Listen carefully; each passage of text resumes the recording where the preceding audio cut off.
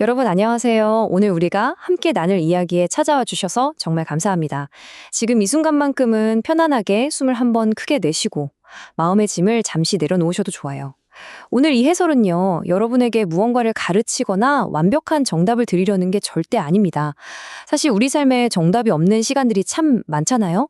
예고 없이 훅 들어오는 아픔들, 그리고 그 아픔을 안고 살아가는 분들을 우리가 어떻게 곁에서 따뜻하게 안아줄 수 있을지, 그 깊고 조용한 위로의 방식에 대해 이야기해 보려고 합니다. 자, 그럼 천천히 한번 시작해 볼까요? 이 문장 참 깊은 여운을 주지 않나요? 그런데 이 문장이 어디에 적혀 있는지 아시면 아마 깜짝 놀라실 거예요. 바로 새 생명이 태어나는 그 환희의 순간에 다루는 산부인과 교과서 첫 장에 나오는 문장입니다.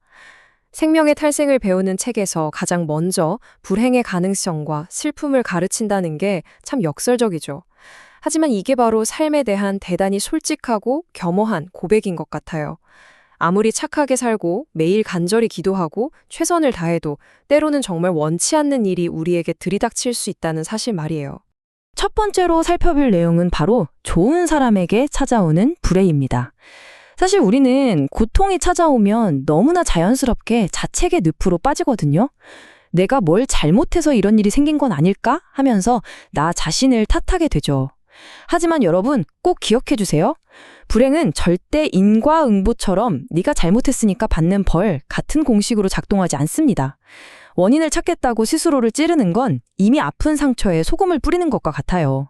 그러니까 내가 이유를 제공했다며 짊어지고 있던 그 무거운 자책감, 이제는 정말 내려놓으셔도 괜찮습니다. 성경에 나오는 욥의 이야기 아마 많이들 아실 텐데요. 정말 흠잡을 데 없이 좋은 사람이었지만 상상조차 하기 힘든 고통을 겪게 되잖아요. 삶이라는 게 참 이렇습니다. 가장 눈부시게 행복했던 아침이 순식간에 눈물바다로 변할 수도 있죠. 이게 바로 우리 삶의 취약성이에요. 그런데 이 취약성을 인정한다는 게 결코 우리가 약해서가 아닙니다. 오히려 엄청난 용기죠. 내가 모든 걸 통제할 수 없다는 걸 온전히 받아들일 때 비로소 나 자신을 가혹하게 몰아세우는 일도 멈출 수 있으니까요. 다음은 깊은 침묵, 위로의 언어입니다. 이제 시선을 돌려서 다른 사람의 고통을 어떻게 마주할지 생각해 볼까요? 사랑하는 사람이 슬픔에 빠져 있으면 우리는 보통 마음이 급해집니다. 어떻게든 빨리 도와서 이 상황을 해결해줘야 한다는 생각에 사로잡히죠. 그런데요, 사람의 마음은 고장난 시계처럼 뚝딱 고칠 수 있는 게 아닙니다. 무언가 대단한 걸 해줘야 한다는 그 무거운 부담감에서 우리 스스로 먼저 자유로워질 필요가 있습니다.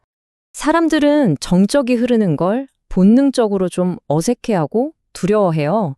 그래서 자꾸만 뭔가 화려하고 그럴싸한 위로의 말이나 논리적인 설명으로 그 공간을 다급하게 채우려고 하죠. 하지만 진짜 지혜는 반대편에 있습니다. 때로는 수백 마디의 완벽한 말보다 그저 아무 말 없이 곁에 가만히 머물러주는 그 침묵이 훨씬 더 강력하거든요. 슬픔에 깊이 잠긴 분들에게 진짜 필요한 건 똑똑한 해결책이 아니라 내가 혼자가 아니구나 하는 그 따뜻한 감각 자체이기 때문입니다. 숫자 7. 아까 말씀드린 욥의 친구들이 욥을 찾아왔을 때의 이야기인데요.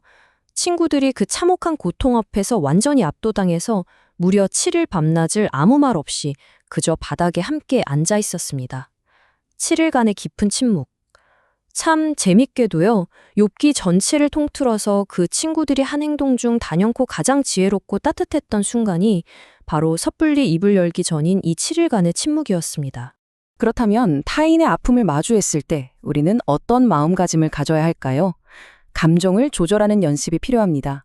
먼저 완벽한 위로의 말을 찾아야 한다는 그 압박감을 조용히 내려놓으세요. 그리고 상대의 고통을 함부로 평가하거나 섣부른 해석, 조언을 건네려는 충동을 꾹 참아보는 겁니다. 그저 곁에 앉아서 흐르는 눈물을 있는 그대로 수용하고 침묵을 나눠보세요. 그 묵묵한 기다림이 세상에서 가장 깊은 공감의 언어랍니다. 아픔을 나누며 하나 되는 공동체. 이렇게 한 사람의 조용한 위로는 모여서 튼튼한 공동체를 만들어냅니다.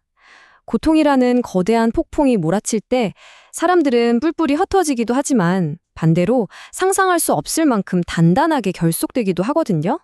보통 사람들은 타인의 끔찍한 불행 앞에서 당황하고 두려워서 슬쩍 거리를 두거나 안전한 먼 곳에서 이러쿵저러쿵 판단을 내리곤 합니다. 하지만 살아 숨쉬는 진짜 따뜻한 공동체는 완전히 다르게 반응해요. 뒷걸음질 치는 대신 오히려 한 걸음 더 다가갑니다. 섣부른 조언 대신 서로의 무너진 어깨를 든든히 붙잡아주고 그 무거운 짐을 기꺼이 나누어지는 거죠. 역사적으로 봐도 알 수 있어요. 로마 시대의 그 끔찍했던 박해 속에서도 초대교회가 무너지지 않고 버텼던 힘이 바로 여기 있었습니다. 그들은 그 설명조차 안 되는 끔찍한 고난 속에서 서로를 절대 홀로 두지 않았어요. 묵묵히 짐을 나눠지고 함께 침묵하고 함께 울어주었습니다. 이게 바로 시련이 닥쳤을 때 공동체가 보여줄 수 있는 가장 강력하고 숭고한 방어막입니다. 상처 입은 치유자의 탄생. 자, 이제 이 해설의 여정은 단순히 상처가 아물고 끝나는 게 아니라 어떻게 아름답게 변모하는지 그 놀라운 단계로 들어갑니다. 고통이 그저 영원한 흉터로 남는 게 아니거든요. 혹시 상처 입은 치유자라는 말 들어보셨나요? 자신이 그 지독한 고통을 직접 통과해 봤기에 다른 사람의 숨겨진 아픔을 단번에 알아볼 수 있는 사람을 뜻합니다. 내가 피를 흘려봤으니까 다른 사람의 상처를 함부로 헤집지 않고 세상에서 가장 부드럽고 다정하게 어루만질 수 있는 거죠. 그러니까 여러분이 겪은 그 찢어지는 아픔이 사실은 훗날 누군가를 깊이 살려낼 수 있는 가장 확실한 자격증이 되는 셈입니다. 이 작은 씨앗의 비유를 한번 가만히 떠올려 보세요. 씨앗이 그 안전하고 단단한 껍질 안에만 갇혀 있으면 절대 생명을 튀어낼 수 없습니다. 어둡고 차가운 흙 속에서 껍질이 산산이 깨지고 부서지는 그 뼈아픈 과정을 거쳐야 하면 마침내 새싹이 올라오잖아요. 지금 우리가 겪고 있는 그 끔찍한 부서짐은 결코 우리 삶의 끝이 아닙니다. 더 깊은 사랑, 새로운 차원의 생명으로 피어나기 위해 반드시 겪어야 하는 필연적인 깨어짐인 거죠. 살아가면서 폭풍우를 완벽하게 피할 수 있는 사람은 이 세상에 단 한 명도 없습니다. 하지만 그 폭풍이 덮쳤을 때 우리가 어디에 뿌리를 내릴지는 선택할 수 있죠. 거센 비바람 속에서 뿌리채 뽑혀 날아가는 사람도 있지만 오히려 그 위기를 통해 더 깊고 단단하게 땅속으로 파고드는 사람도 있습니다. 그저 내 의지나 긍정적인 마인드만으로는 금방 한계가 오거든요. 하지만 하나님의 은혜라는 깊은 반석에 닻을 내린 사람은 거세게 흔들릴지언정 절대 파괴되지 않습니다. 로마서 8장 28절에 이런 말씀이 있죠. 모든 것이 합력하여 선을 이루느니라.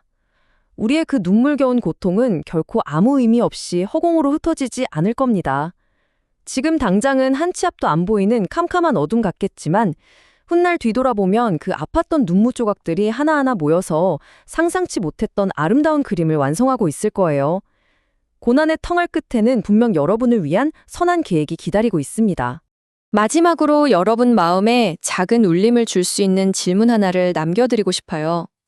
여러분이 지나온 그 어두운 터널, 찢어질 듯 아팠던 그 슬픔이 어쩌면 지금 이 순간 어딘가에서 똑같은 아픔으로 홀로 떨고 있는 누군가에게 가장 완벽하고 따뜻한 위로로 쓸 준비를 마친 건 아닐까요?